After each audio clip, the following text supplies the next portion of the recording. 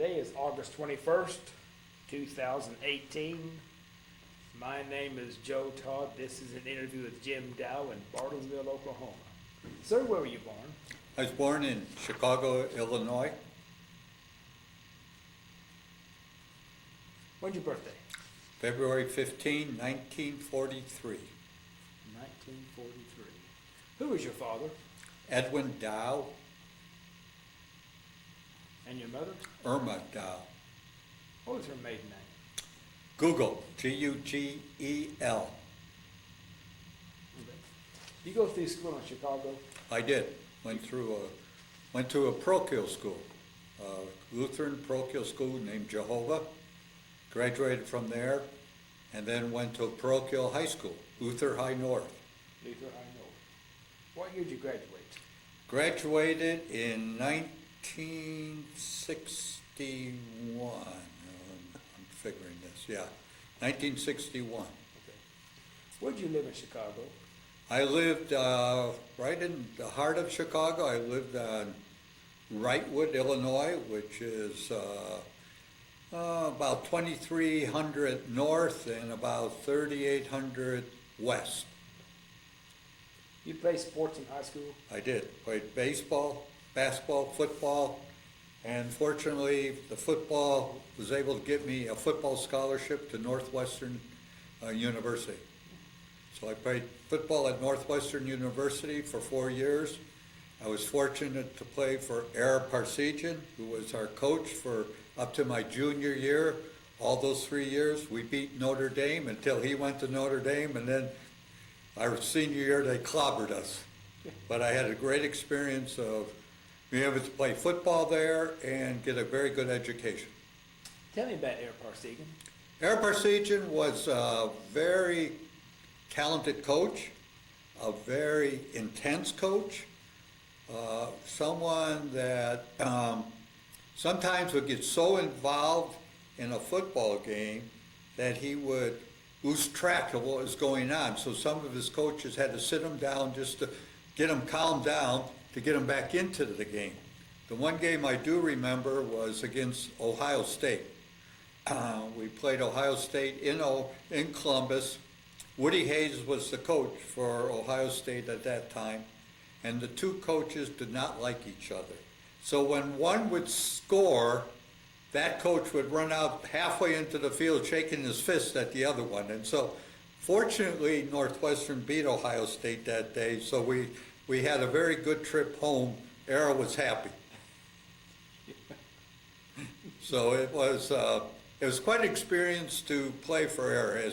As many of you might know, he went on to Notre Dame to be a very, very successful coach there, winning a number of national championships, and he just recently passed away last year, and got to see him a couple more times before his death, and he just was a very cordial individual. What did you study at Northwestern? I studied education. I got a degree in education. After that, I also got a degree in photography. So I have 2 degrees, one in education, high school education, never used that, but then I did get a degree from Brooks Institute of Photography, and I've used that quite a bit, especially when I was at the Voice of the Martyrs. And when did you graduate from Northwestern? What year? I graduated from Northwestern in 1965. 1965. Yes. Where were you when President Kennedy was assassinated? I was at a dry cleaners picking up tux for a big event we were going to have that night at our fraternity. I remember very clearly hearing it on the radio and being shocked. We canceled the event, and so that's a time in history that I'll always remember. What did you think about President Kennedy? I didn't know him that well. I wasn't that much into politics, to be very honest with you. So as much as I know people now, especially now that my wife is very politically oriented, she is very in tune. So to be very honest with you, I knew he came from a very wealthy family. I knew he was very charismatic. I remember prior to him being elected, watching the convention and seeing him go up to then Mayor Daley, the father Mayor Daley, to get his support, where Daley would not go to them. They came to him, and that's how much power Daley had to give them Chicago. So that's what I remember most. Do I remember Kennedy getting us into the war in Vietnam? Probably not. I was too busy staying in school, so I didn't have to go to the war, and keeping my grades up. So that's about all I can remember about the president. But I do remember him being shot and that coming aboard. I mean, the time it happened, I was just about to check out of the dry cleaning place, and it was a shock to me. Yes. And you got your degree what year? In 65. 65. Oh, that's right, that's right. What did you do after you got your degree? Huh? What did you do after you got your degree? Well, I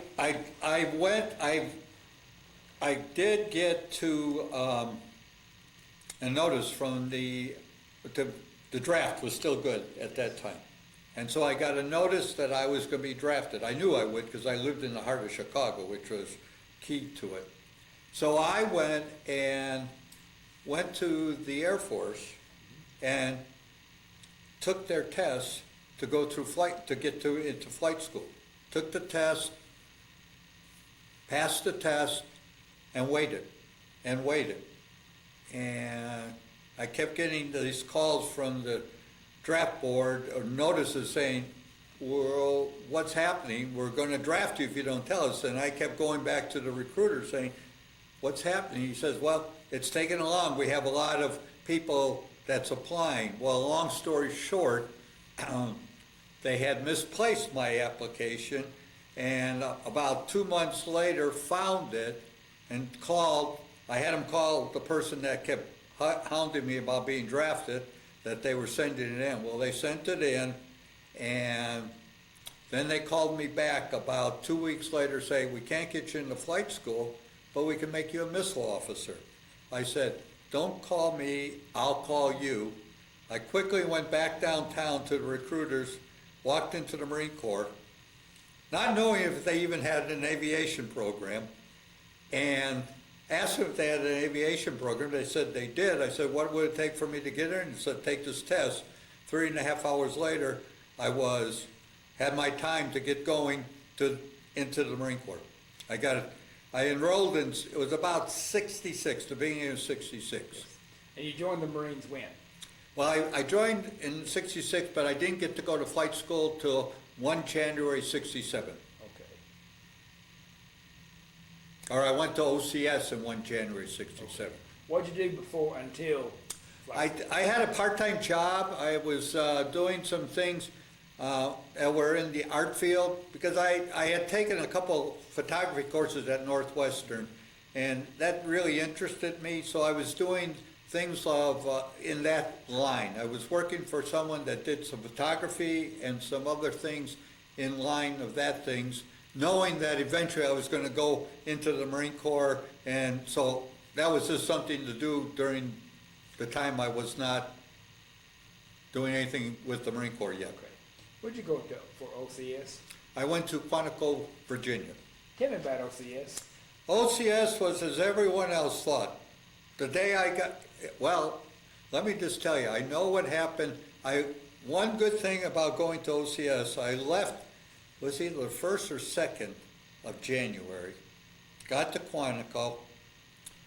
The next day, Chicago got hit with one of the biggest snowstorms ever. Buses were stopped, everything was stopped. I was just fortunate to get out of there, because I know what would have happened if I hadn't made it. But anyhow, so I get to Quantico, and we come in a bus, as everyone does late at night, and then the fun began. And for 36 hours, we were awake and being harassed, let's put it that way. OCS was, now that I look back at it, I think it was a very challenging time. Here I thought I was someone that was in very good shape. I had been playing football for 4 years. I thought, here I am. What can they do to me physically? I've had everything you could think of, going for two-a-days in the summer and everything like that.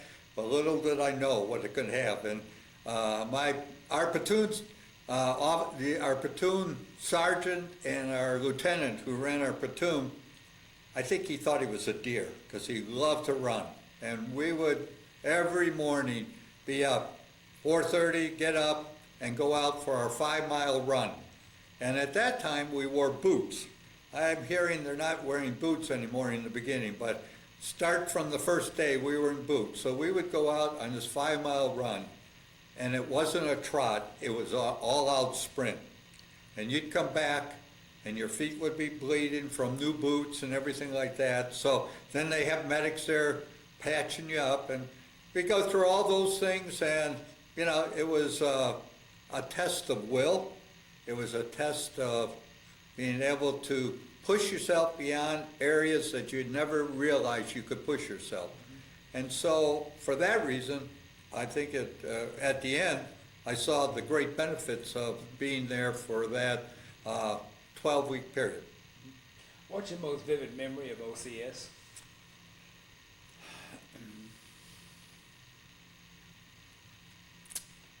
Well, that's a good question. I think some of the most vivid memories were we would go on what they called were 20-mile forced marches, but they turned into forced runs with full packs.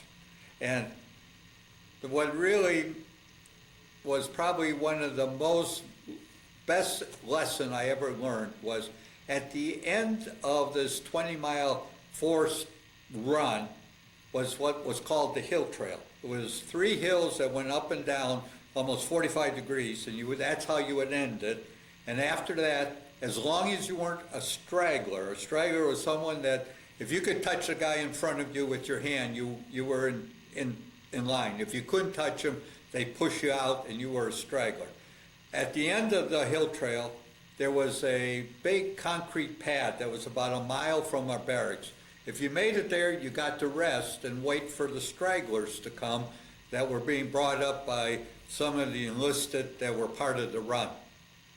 Well, this one day, it was probably 6-7 weeks into OCS, the major that was running this whole thing, it was a company of about 200 Marines that were participating in this run every week. He said, today I'm going to teach you a lesson. And the lesson is, remember, your mission is never complete. And what he did was, after everyone joined up, turned us around and made us go back over this hill trail. But by that time, your legs had tightened up and were like knots. And I can remember starting out almost having to crawl up the hill just to make it over those 3 hills once more. It was some of the most painful experience, but I'll tell you, it taught me a lesson. Don't ever relax. Be ready for whatever next is coming. And so that's probably what I remember very much, and I share that with my grandchildren all the time. When did you get your commission?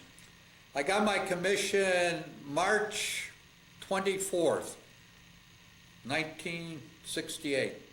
1968. No, 67, excuse me, 67. Okay. You got your commission, where do you go? After I got my commission, I had 2 weeks to go home. So I went home, spent 2 weeks there, and then I had to report to Pensacola for flight school. So I went to Pensacola, was there, got acclimated to Pensacola, and began flight school, and went through flight school and got my wings in June of '68. Tell me about flight school. Well, flight school was, you began in basically doing a lot of book work, not too much flying in the beginning. So it was ground school, mostly ground school, learning your principles of flying, of aviation and things like that. We had to go through different survival programs. We went through different swimming programs. And we went through, one of the hardest things was, that I'm amazed to this day that I passed, was learning Morse code. Back then you had to know Morse code just because of the different radio stations and aviation ways of finding different places that you were flying to. So memorizing the Morse code was something. And then you would have these Navy personnel who were very adept at doing Morse code, give you your test. So they would sit in there and just rattle off something that you had to be able to come up with what they said in Morse code. And to this day, I don't know how I passed, but I passed. But that was probably some of the exciting things. And then starting to fly. And you would fly an hour and a half in T-34s, was what we started out with.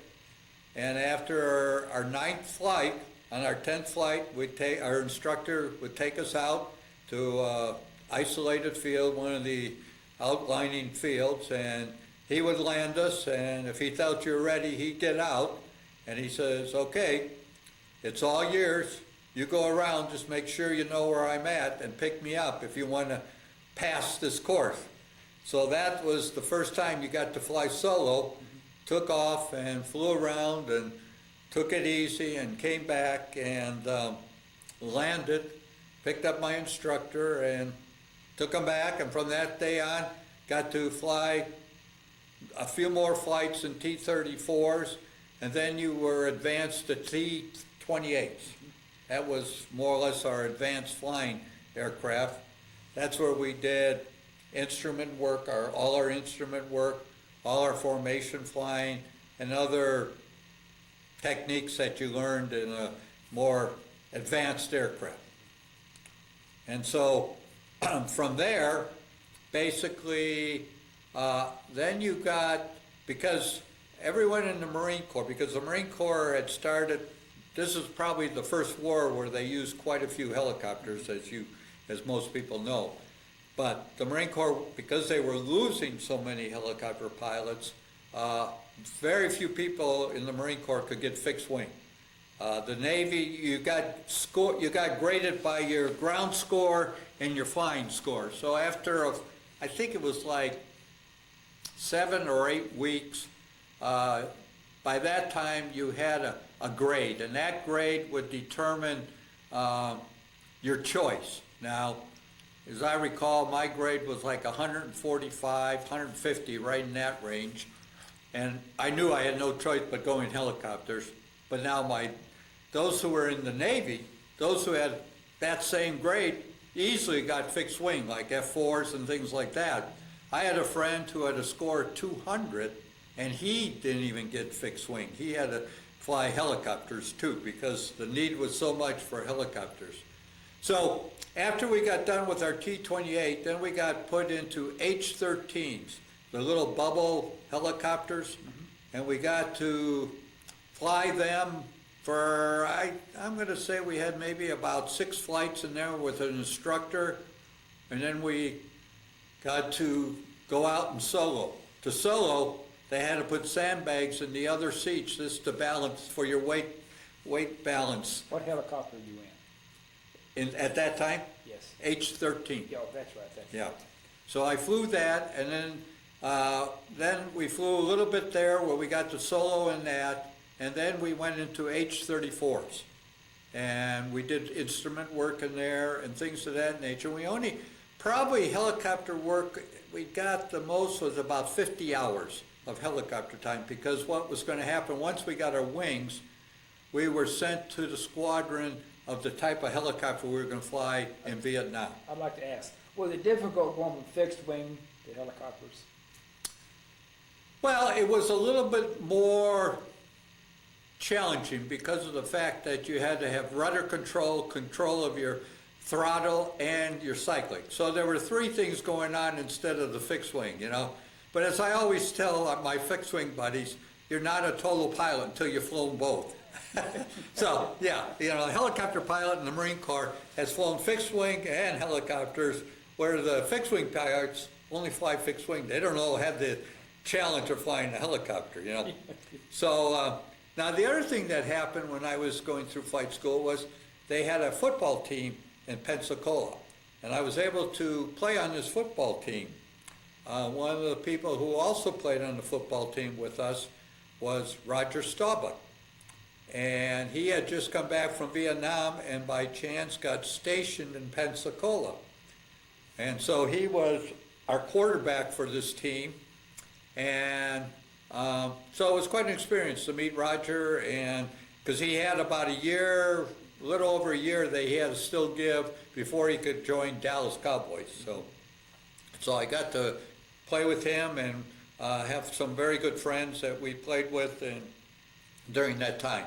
So once I got done and got my wings in June of '68, I had about 3 weeks to get to Santa Ana, California. In Santa Ana, California, I joined a CH-46 training squadron out there. That's the Chinook? That is like your Chinook, yeah, Yes. yeah, but it's a Boeing Vertol. Boeing, okay. Yeah, Okay. yeah. And the sad thing that happened the night before I got there, they had, the 46 was a pretty new helicopter for the Marine Corps at that time, because the problem was in Vietnam, the 34, CH-34, didn't have the lift capability to work in the mountains. And so they had to quickly design, and they designed the 46. Well, the night before I got there, they had been working in Santa Ana Mountains, the operations officer and a student, and they threw a blade and crashed and killed the operations officer and a couple of the crew chief in back. The co-pilot survived, but that put everything training-wise back quite a bit. So when I thought I was going to be there only a month, I was there till about October. So it took a little longer than anticipated to get through training. But once I got through October, and then the 1st of November, I left to go to Vietnam. Why'd the helicopter throw a blade? What caused that? Well, that was a problem they were having. It either threw a blade or the blade broke off. I think they were having problems with the meshing of the blade, that they came up with a new way to then analyze the blades, and they found cracking in the blades is what I think happened. I don't think it came off totally, but I think it broke and fell off is what happened. Because I was in Huey's, I never could understand the CH-46 and 47 with those blades intermeshing. Yeah, well, the intermeshing never had a problem. Well, if it got out of sync, you lose it, you break it, then you surely did. But I don't know. The 46 for me was a great helicopter. I really enjoyed flying it. You know, I enjoyed, it was something that was very, you know, you could spiral it down at 120, 130 knots, and you felt comfortable doing it. And it was a good helicopter for me. I never had any problems with it. Now, this may not be a fair question. What's the difference between the 46 and 47? The Army and the Marine version? Well, what I understand the difference is the 47 is not as maneuverable, but can lift more. The 46 could maximum lift about 10,000 pounds, where the 47 could at least lift 20,000 pounds, you know. So their lift capability was a lot better, and ours was a little more agile. So we used it for everything. We used it for resupply, medevac, recon inserts. We used it for external insert, external resupply, things of that nature. A lot of mountain work. It worked well in the mountains. So it was something that worked well for the Marine Corps.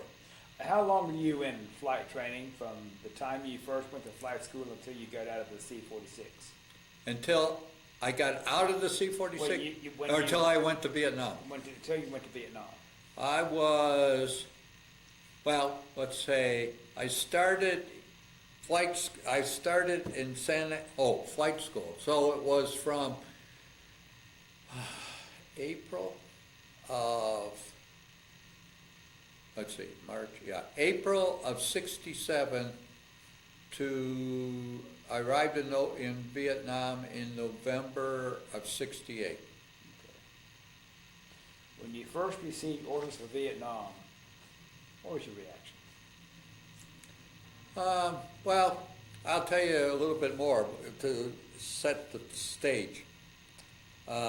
My wife today, we had gone to high school together, and then she went off to University of Arizona. I went to Northwestern, and we weren't really communicating. We had different lives at that time. Well,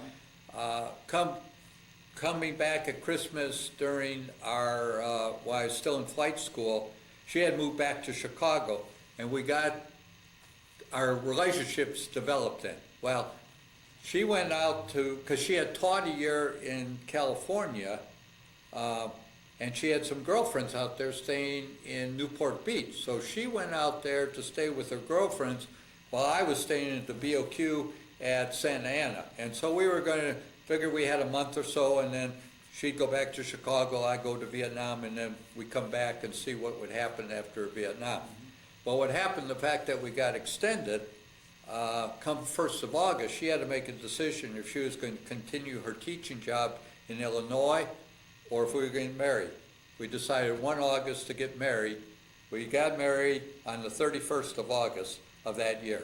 So it was probably that. Did it increase my hesitancy to go? Let me just tell you, probably not. We were both pretty strong Christians. And so I was, yes, being newly married was hard to leave your wife, but I knew she was with her father. Now, my wife has gone through the fact that her father was in World War II, was a POW. He flew for the Army Air Corps, got shot down, and survived and lived.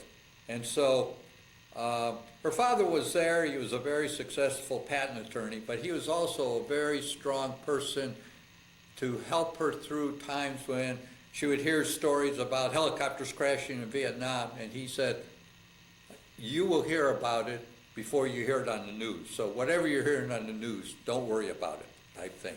So that helped her very well. So knowing she was okay for me. So yes, was it hard to leave? It was, but I knew it was something that I had signed up to do. It was something that I was willing to do, and so I kept my eyes focused on what my mission was and what I could do as a Marine Corps pilot. Okay. Tell me about how'd you get to Vietnam?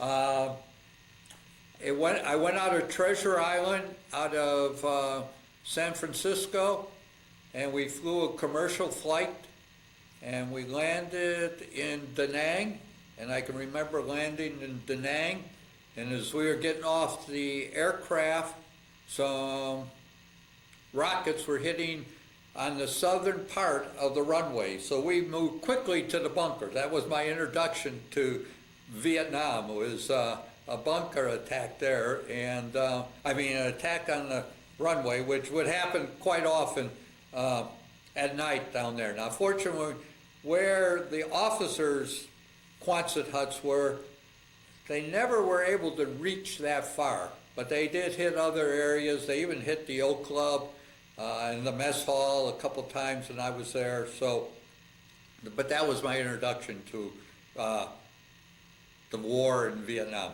What unit were you assigned to? HMM 165. Now, I was assigned to 2 units. I was with HMM 165 for about, I'm going to say 5 months, and they were chosen to be the first unit to leave Vietnam. So what they did was they started to bring in all the short timers that had, and brought them into the squadron. So as they were bringing them in, a number of us lieutenants were reassigned to new units. Now there was one lieutenant who got to go home with them. We drew short straws. As you can tell, I drew a short straw. So I got reassigned to HMM 262, up in Quang Tri, which is right along the DMZ. So, so I served with 165 and 262. What'd you do with them? I flew helicopters, flew missions. You never knew what mission we were doing. I could tell you my check ride to become an aircraft commander. I flew with our CO of the squadron of HMM 165. We went through our briefing of what the flight would be, what we would go through, and it was part of a mission that we were doing. It was a regular mission. And he did say, one thing he did say, he said, Jim, if we start taking fire, for you to pass this check ride, make sure you're between the person shooting and me. So we go out there and we're flying, we're doing some resupply, and we go into probably it was close to the end of the flight. It was probably about an hour, hour and a half into the flight. And all of a sudden we start taking fire, and fortunately it was on my right side and he was on my left. So I said, we're getting out of here, sir. And so we quickly got out of there, and he said, good work, you passed. You kept yourself between him and the guy firing. So fortunately no one got hurt, and we got out of there, and I passed my check ride. Was that the C-46, CH-46? On the CH-46, yeah. Now, where were you based in Vietnam? And I was based in Da Nang for 5 months, and then Quang Tri for the rest of the time. So it was about 7.5 months up in Quang Tri. Mm-hmm. Yeah. Have any contact with the local people around Da Nang? Not around Da Nang so much. I had more up in Quang Tri. I did go out we had a medical doctor that would go out, and I went out with him a couple times just to see him do some work in the villages for the people, to give some physicals and things like that, or other things where they needed medical care. So I did that. Not too often. It was not something that they wanted us to do too often, because the base where we were at was right along the river, and every once in a while we'd have some sniper come and start shooting at us on our base, type thing. So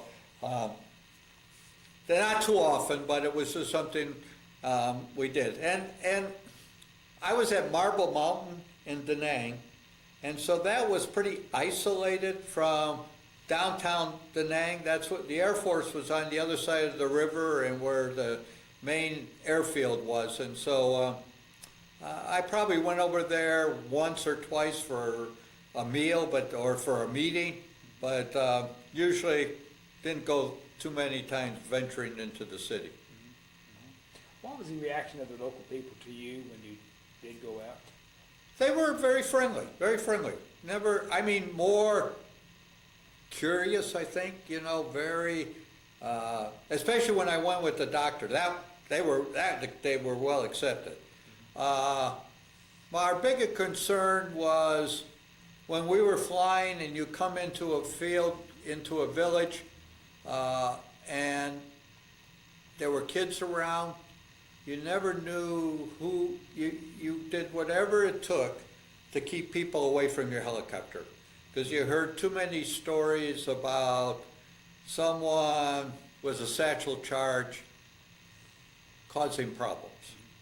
And we were in one base, An, where there was a Norwegian hospital like a click away from this base, and we had heard that at one time, not a long time after we were there, that there were a couple doctors and nurses driving into a village, and someone ran up to them, threw a satchel charge, and killed them all. So and these people were neutral. They were taking care of both sides, and so you just never knew what to, you wanted to be kind to the people, but you also had to be cautious. So the way you kept the kids away was you made sure you had a lot of candy, and you usually took that and had your crew chief throw it far enough away so they wouldn't come close to your helicopter. And if they got close, you would turn up, and the downwash would keep them away. So. Around Da Nang and Quang Tri, was it VC or NVA, or did you know? Both. and especially Quantico. Quantico, the NVA was there, the VC were there, and probably around Da Nang was more VC. As you got out farther, you got the NVA too, you know. Down by Da Nang, you also had the Rock Marines, the South Koreans, and you like working with them because they had a good way of fighting. If you took anyone to start shooting at you, that person didn't shoot very long and was never going to shoot again. They made sure. So it was, I enjoyed flying with them and flying missions for them. Yeah, they knew how to take care of the situation. Now, when you were going out on missions, were you taking supplies out to fire bases, or where were you taking them? Yeah, you would, if you did resupply, usually you would start at a location where you had a net with supplies in them, and especially when you're working on mountaintops, and you would come in and they'd hook you up. They'd have a team that would hook you up, and you'd go up and you'd come in, and they were LZs that were put into the mountains that they had, you know, your engineers had come up there and put them in. So you would bring in different supplies to different LZs, especially in the mountains. You had some on the lowlands too. Those sometimes you didn't put them in a net. You probably just had them offloaded as long as it was a pretty secure area. But we did a lot of external lifts to most places we were doing. Now, what's an external lift? An external lift is where you have, could be ammunition, could be C-rats, it could be whatever the units need. They were in a big netting that had a big hook, and you had a hook underneath your 46 that you would hook it on, and then you would come into a zone, and as you came into the zone, either your crew chief could extract it, or you had an emergency ejection in front by your cockpit, but usually let your crew chief do it. He would talk you in, bring it over, bring it down, he would drop it, and then we'd go away and go to the next load. So you could do that for, 8-9 hours a day. How far off the ground before you drop it? You would usually, you try to get it maybe 2 feet off the ground, sometimes, depending what was your load. Yes. If it was ammunition, usually you brought it and put it right down on the ground. You could put it down pretty easily. It's like, you had to make sure you had enough lift when you came in. You tested that and made sure, and you had to make sure your winds were right and things of that nature. So sometimes it could get pretty tricky. Okay. Now, what about, did you take troops out to the field? We did. We did troop inserts. You would do that. Now, we did it different than the Army. Usually, only once did I did a mass troop insert, and was where we did a night insert, probably like 2 in the morning, and we probably had 14 helicopters that we went into an area that we dropped in people, and the 46 could carry easily 20 full combat troops. So you would have about 20 on your helicopter, because this was lowland. If you were higher, you wouldn't carry as many. And so, but you would usually take people like that in, and a lot of times we would take them in usually four helicopters go in, 4 more behind us, 4 more behind us, and that's how you would do it. Okay. Now, what's a crew of a CH-46? Crew of CH-46, a minimum crew was a pilot, co-pilot, and a crew chief. In Vietnam, we always usually had 2 door gunners with 50 cals mounted on. If you did recon, you usually carried 4 50 cals.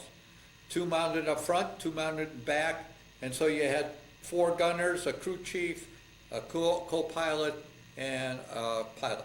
And what's a recon? Recon is people who would go in. You had force recon that you would take them deep into enemy territory. Division recon would be where you take them into an area where the division was working, and that they would come in to, supposed to be there to evaluate what was going on in their area of responsibility, more or less to observe and report back. Okay.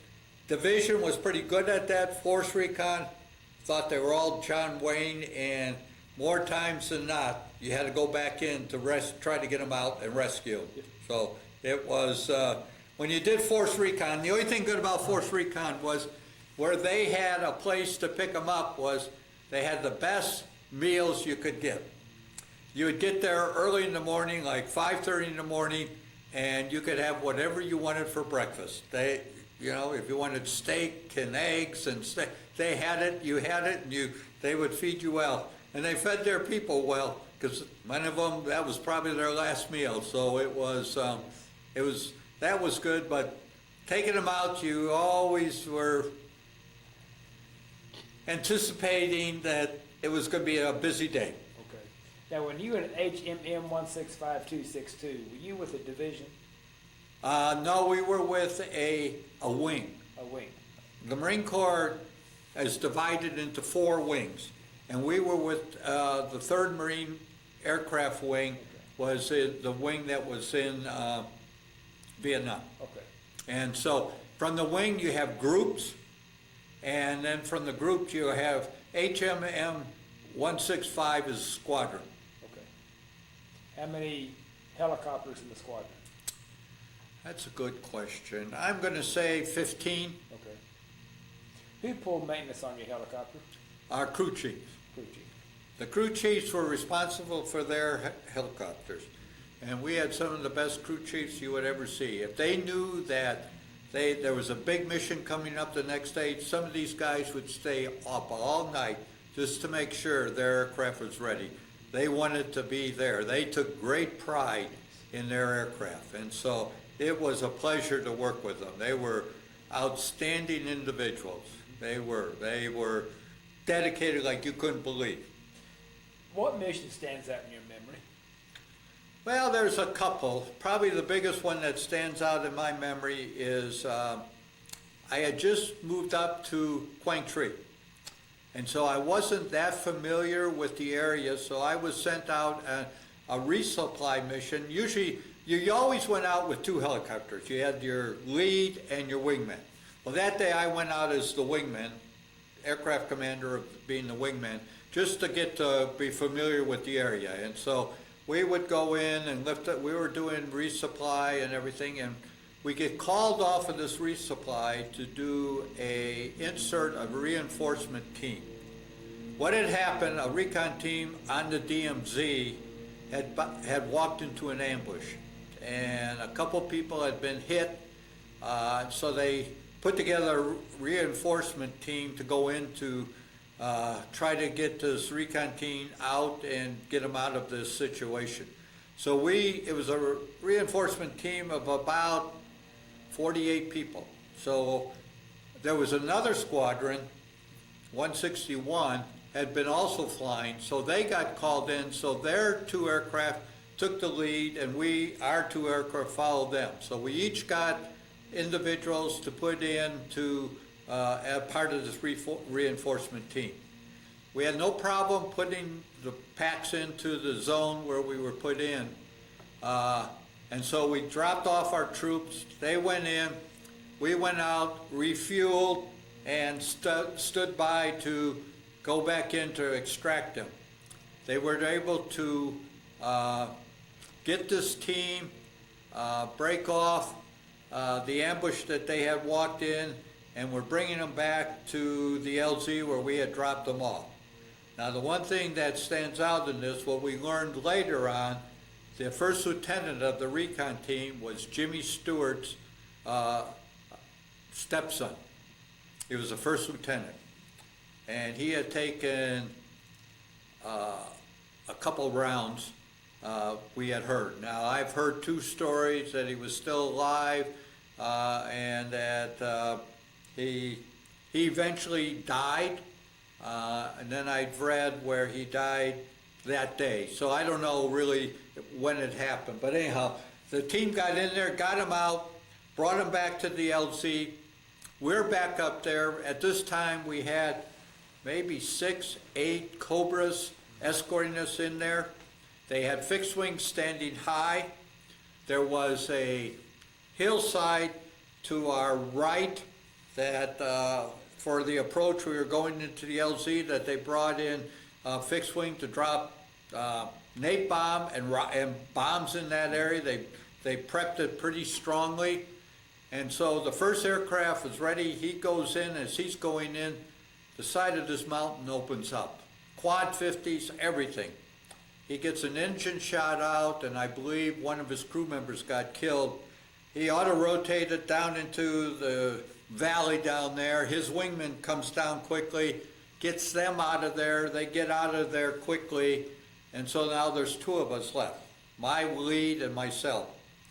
And so they come back in with more fixed wing, prepping the area where all this fire had come in. And Cobras were ready. They come in and escort my lead down. I'm staying high to watch. As my lead gets right to the LZ, the side opens up again. And all I see is his blade start slowly going in slow motion, hits, crashes to the side, and it seemed like 30 seconds, busted into flames. Well, it did break into flames. Fortunately, everyone got out. Miraculously, everyone got out. So I'm next. They bring in more fixed wing, prep the side. Cobras say, "Are you ready?" I say, "I'm ready to go in." And I was going to go in a different way. They were going in pretty high. I was going to drop down sooner and try to skirt along and pop up into the zone. And just as I started down, I probably was at about 3,000 feet. As I got to about 2,000, 1,500, a general that had been monitoring this whole operation canceled the flight. He says, "There's no sense in you going in, even if you make it in, there's no way." Now there was about 50, close to 60 people on the ground, and there was no way I could carry more than 10 or something. I might have been able to get some of the wounded out, but that still would have made it very difficult. So it was, they've said, with everyone else getting shot down, there's no sense in having another helicopter get shot down. So they canceled my flight, and just to tell you, before every flight, I prayed. I was walking closely to the Lord, and I felt the Lord protected me throughout the 13 months I was there. And I think this is one example of that. They were not able to ever get in there. They had to walk out. Now, that night, they had a C-130, Snoopy we called them, had a Gatling gun on it, and it would just keep the Gatling gun going right around their LZ of the unit that was down there.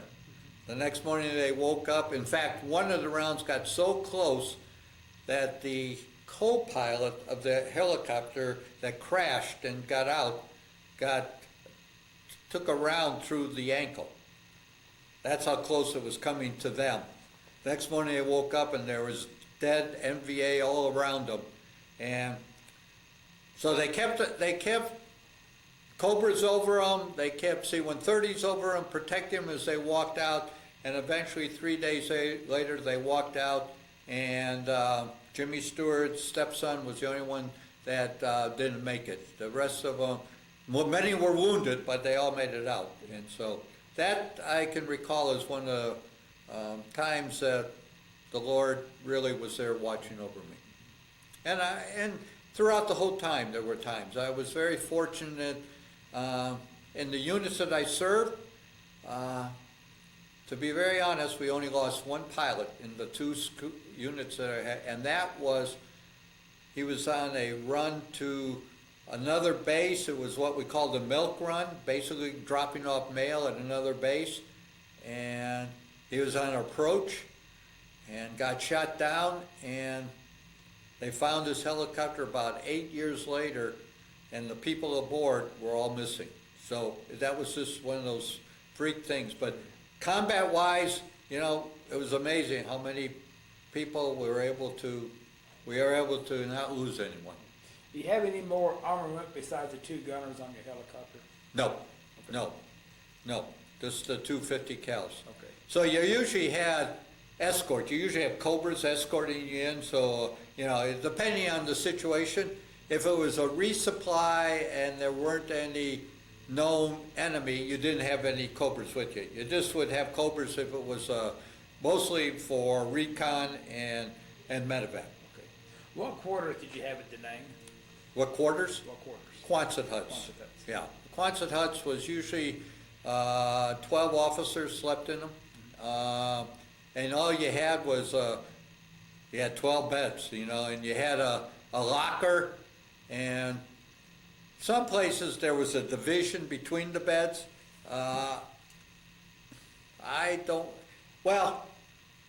In Da Nang, they were divided into 4 rooms. And in those 4 rooms, you had 2 bunk beds, and you had 4 pilots in those, you know, so, but in the ones up at Quang Tri, it was individual beds, you know, and it was basically, I don't recall if we had, I think we put blankets up, kind of strung blankets up. We had some warrant officers that really took care of themselves. They knew how to do it, but us pilots, we were there, you know, it was good enough just to go to bed and we get a good night's sleep, you know, we were so exhausted. You have so. Quonset huts also at Quang Tri? Yeah. Okay. Yeah, all right, yeah. What was the terrain? The terrain at Quang Tri was basically desert. You know, it was not far from the beach. It was same thing with Da Nang. Da Nang was, in fact, we could walk to the beach, and if you had a day off, you could go swimming, but we always had helicopters watching for sharks. There were a lot of sharks would come in close to the beach, so there were, you would always get a warning if there were sharks coming up. You were in Vietnam how long? 13 months. Okay. What is your best memory of Vietnam? I think the flying. I think the flying was the fact that you flew a helicopter. I probably had over 1,100 hours of flying. You got to know that helicopter so well, and there were no rules. Point A to point B safely. And so, yeah, it got kind of intense sometimes, but the flying was, you really got to enjoy flying because it became like your right hand arm. It was just like when you ride a bike. You got so good at riding a bike, you got so good at knowing this helicopter that it was something that you could enjoy doing. What's your worst memory of Vietnam? Friends you lost, losing friends. You know, I didn't lose any friends in my squadron, but I lost a couple roommates that had gone to flight school with me. And so things like that was very difficult. Probably the other difficult thing was after going to R&R and then having to go back into country was probably one of the more challenging things. Where'd you go on R&R? Hawaii. Hawaii. Met my wife in Hawaii, yeah. Monsoons. We did have monsoons. I'll tell you a funny story there. I was up in Quang Tri. We were stuck in our Quonset huts for, I'm going to say, 2, maybe 3 days where the monsoons were really powerful. In fact, turned over a couple of our little fixed-wing aircraft. Even though they were tied down, their wings got bent. And our mess hall our ceilings were made out of parachutes. And so this was the first time we got to eat. We had stuff in our Quonset huts that, you know, we didn't starve, but we had stuff in there that we ate. It was probably more junk food than anything else, but anyhow. So we go in there. Now the thing that I remember about our mess hall was there was a lot of sand there. So in the morning when you ate eggs, it was part egg and part sand. So here we come in to have something to eat. They were making hot dogs for us. And usually this place was a big mess hall. In the middle was like a salad bar, trays of salad bar. One side the officers sat, the other side the enlisted sat. And we were in there eating hot dogs, and not a lot of people. It was still raining pretty hard, but we were pretty hungry. So they were letting us go out, even though the winds were still blowing, but it had gotten down to where we could at least move and walk around. And so we're sitting there eating hot dogs, and all of a sudden, you hear this rip. And on the enlisted side, these guys were sitting at this table. The water had accumulated in this parachute, and it just broke and came down on top of them, and they didn't stop eating. They just kept eating their hot dog. It was the funniest thing to see. Fortunately, it didn't happen to us, but they were laughing at themselves also, but it was just so funny to see. What else could happen to you? But yeah. So we had monsoons. I think I only went through one that I recall, but I'm sure we had some pretty bad weather, but not too often did you cancel for not to fly. Yeah. Tell me about coming home. Coming home, I came home, I don't remember being that difficult for me. I came home, all I remember is landing in El Toro. I remember stopping in Hawaii to refuel. I remember we couldn't get off the airplane, and it was at night, but they refueled us there. It was a charter flight, took us into El Toro, and at the time, it was in December. So I was, and my wife was, she was, as I said, she gave up her teaching job, but it so happened after I went overseas, she got her teaching job back. A new place opened up in the same place, but they needed someone, and so she got her job back. So I was thinking at the time that I would wait until Christmas to go home. Well, I get home, I get to El Toro, I sit there and I said, no, I don't think so. So I get on a flight and I tell my wife I'm coming home. I'm not going to wait till Christmas time. I'm coming home. And so I get home, and I had a strong family that supported me. I had, and my wife's family was strong because her father had been in the military, was very patriotic. And the thing I remember was, and I don't know what the event was, but it was an event that was at a very nice club downtown Chicago that my father-in-law was a member of. And the support that everyone there gave me, of encouragement, of being able to stand strong and things like that, even though, you know, this was the time in Chicago when there was rioting going on too. So it was I don't recall the negative rioting that went on, and maybe it's because I just wanted to look at the positive part of it. You know, I looked at the fact that the Lord brought me home safely, and that I was going to see what other things He had for me, and so in that way, I was. I don't recall anything. I do recall the newscast and things like that, but I didn't feel personally that I did. My wife says there was a time where I didn't want to wear a uniform to a gathering we went to, but I don't recall that. But she recalls it, so maybe that's what happened, but I don't recall those things. When did you leave Vietnam? It was December, I'm going to say I got home December 15th, 16th, something like that, because it was like 10 days before Christmas. Of 69. 69. Yeah, okay. Yeah. Okay. Yeah. And you were in the service how long? Well, I stayed in the Marine Corps and until 5 years was up.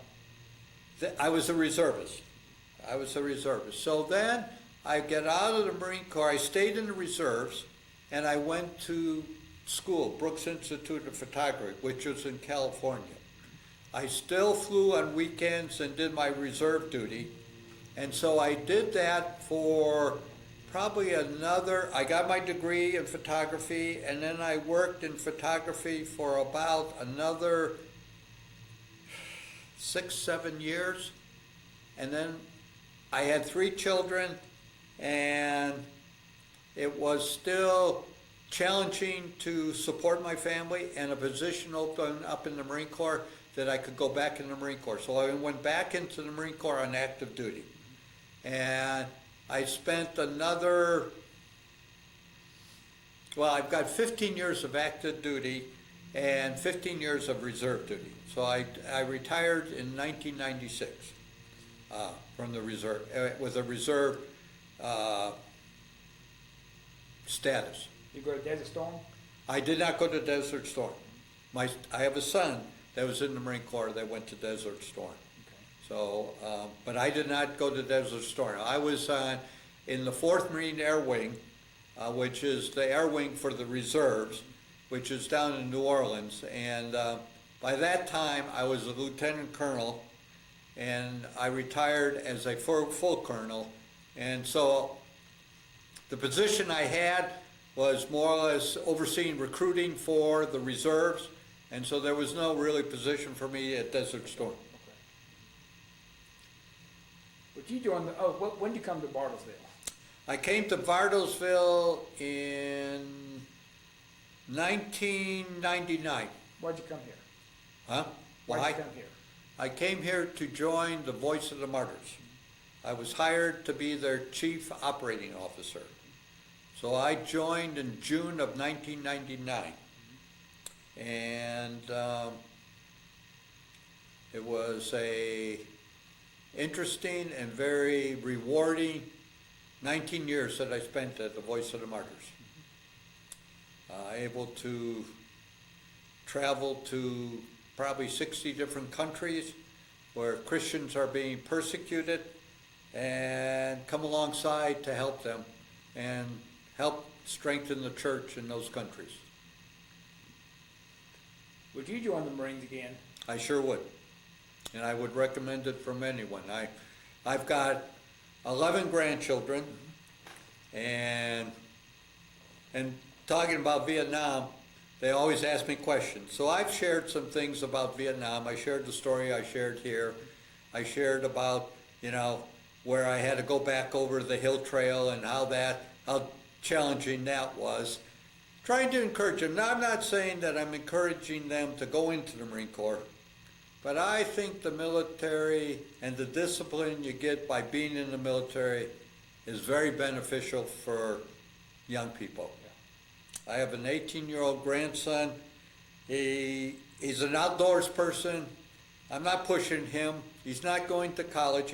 He's working in a job and doing community service and things like that. But he keeps asking me questions. So, it's something that I think it's very beneficial for young people to be able to get the discipline that you can get out of being in the military. I think an education is important, but I think the way I was able to do it, and the Lord opened those doors of being able to go to college, get a college degree, and then using that college degree to learn to work with young men and women, couldn't be a better experience. I'd like to do a word association. Okay? I'll give you some words, you give me your reaction. The first one is OCS. OCS was challenging but rewarding. Flight school. Was something, to me, was a challenge that I wasn't sure I was cut out to do, so when I was able to get my wings, it was a great accomplishment. CH-46. Great aircraft. Da Nang. First trip to Vietnam. Quang Tri. A lot more excitement. HMM 165. Great squadron, HMM 162. 262. 262, 262. Great camaraderie. And I think I could say it for both, you know. I don't think, the one thing I think that the Marine Corps instills in you is the willingness to put yourself on the side and be able to do whatever it takes for a former Marine, or for not a former, but for a Marine. And I think it's there's a biblical principle that, you know, willing to give up anything for a friend. I think that's what the Marine Corps teaches you very well. It's not yourself, it's what can you do for that other person. And that's what I saw in all the squadrons. Vietnam. Great flying. Ho Chi Minh. Enemy. Lyndon Johnson.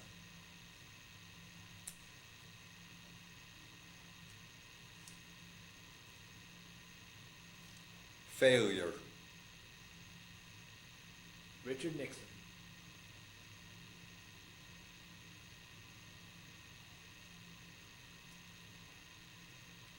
Two-faced. How do you want to be remembered? As someone that walks with the Lord daily. Now, let me just share. I've been back to Vietnam probably at least 20 times since being there. And the people I meet are good people. I've met a lot of Hmong who took a beating after the U.S. deserted them. And so I've been with them, I've been in their huts, ate with them. So the Vietnamese people are good people. I mean, I don't know if any of them were NBA that I've met, to be very honest, at what side they were on, I don't know that. I'm amazed at how the country has turned out, how Saigon or Ho Chi Minh City is. I mean, it's like being downtown New York or Chicago, what the United States has done for that country, you know. Even though I'm not saying communism is right, I'm saying I've seen bold people who believe in the Lord standing boldly, no matter what their cost is. And many of them suffered greatly after we left them, after we deserted them. So, I don't know, it's a mixed bag. That's why I think our Johnson didn't do us any good by trying to run the war from Washington, and Nixon and his cronies of the way they were more important for them to be held high than to have that humble spirit. Now Chuck, what's Chuck's last name? Who was there who went to prison? Oh, he became a strong believer. Oh, I don't know. You don't have to keep that. But he was one of Nixon's right-hand man, went to prison, found the Lord, and then started a ministry for prisoners. Chuck. He just passed away. But he came to know the Lord very strong. He was a Marine too. But no, I think do I like to go to war? No. But I'm willing to stand up for my country. If they call me, I'm willing to do it. Anything else you want to talk about?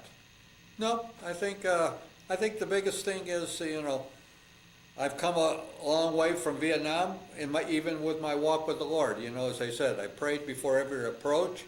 And my prayer was not for myself, but I usually had at least, 4 other people I was responsible for. So to give me the ability and the wisdom to make the right decision and to protect us. And I believe the Lord did. And I believe the Lord allowed me to do things I've done in life to allow me to be able to come to VOM, the Voice of the Martyrs, and to be able to serve there. So we'll just see where he takes us from there. Well, sir, this is an excellent interview. Okay, I appreciate it. I want to thank you for your service and thank you for the interview. Good, thank you for allowing me. And again, this is August 21st, 2018. My name is Joe Todd. This has been an interview with Jim Dau in Bartlesville, Oklahoma. Thank you. You're welcome.